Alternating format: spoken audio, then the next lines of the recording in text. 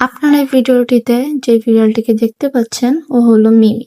তো মিমিকে আমি কিভাবে পেলাম, আমার কাছে ও কিভাবে আসলো, আজকে আমি আপনাদের সেই ঘটনাটি বলবো। তো একদিন আমি আমার রান্নাঘরে কাজ করতেছি, আর আমি যে বাসাতে থাকি সেই বাসাটার নিচতলাতে। তো আমার বাসার সামনে একটা গলি আছে, ওখানে বাচ্চা পোলাপান খেলাধুলা করে। তো একদিন কি হয়েছে, দুইটা বাচ্চা আমার কাছে এসে বলতেছে, আপু তুমি বিড়ালটাকে নিবা, আমাদের পিছনে কুকুর ধাওয়া করছে। তো আমি ওই বিড়ালটাকে নিতে চাই নাই, যে বললাম না না আমি নিব না, তুমি অন্য কাউকে দাও। পরে বাচ্চাগুলো বলে, আপু তুমি যদি বিড়ালটাকে না নাও তাহলে কামড় দিবে কুকুর, আবার বিড়ালটাকেও কামড় দিবে, তুমি নাও না আপু প্লিজ। এখন বিড়ালটাকে না নেওয়ার পেছনে একটা কারণ আছে। তো মিমির আগে আমার লাইফে আরো একটা বিড়াল আসে। লাইফের ফার্স্ট টাইম আমি আরেকটা বিড়াল পালা হয়েছে। আমার বিড়ালটার নাম ছিল মিলো। মিলো ছিল আমার খুবই লক্ষ্মী আর খুবই আদরের একটা বিড়াল। মিলো ছিল খুবই ছোট একটা বাচ্চা বিড়াল। তো ওকে আমি যখন অ্যাডপশন নেই তখন আমার এর আগে কখনো বিড়াল পালার এক্সপিরিয়েন্স ছিল না। তো আমি বিড়ালের কি রোগে আক্রান্ত হয় ওইসব বিষয়ে তেমন একটা ধারণা ছিল না। তো মিলো ফ্লু রোগে আক্রান্ত হয়ে যায়। তো আমি আক্রান্ত হওয়ার পর আমি অনেকবার ভেট দেখাইছি। ভেট আমাকে যা যা বলছে, যা যা সাজেশন দিয়েছে আমি সবই মানছি, বাট ও প্রায় 8-10 দিনের মাথায় ও মারা যায়। তো এই মারা যাওয়াটাকে আমি আসলে সত্যি বলতে মাইনে নিতে পারিনি ওই টাইমে, কারণ ওরে আমি খুবই বেশি ভালোবাসতাম।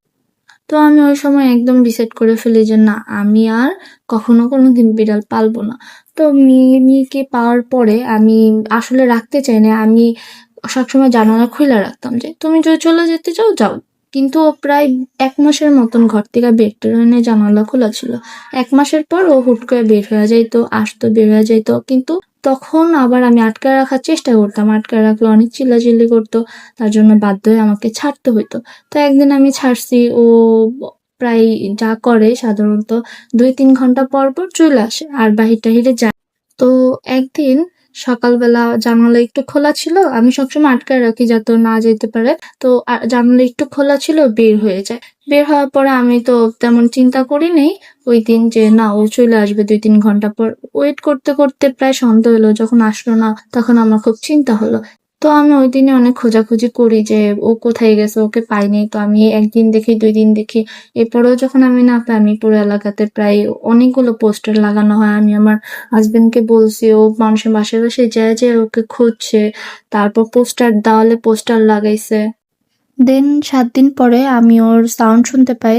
আমি জানালা খুলে তো পুরোই অবাক হয়ে গেছি। মানে আমি নিজেকে বিশ্বাস করতে পারতেছিলাম না যে এটা কিভাবে সম্ভব, ও 7 দিন পরে কিভাবে আসলো। পরে আমি তাড়াতাড়ি করে বাইরে থেকে ওকে নিয়ে আসলাম। আসার পর তো ওরে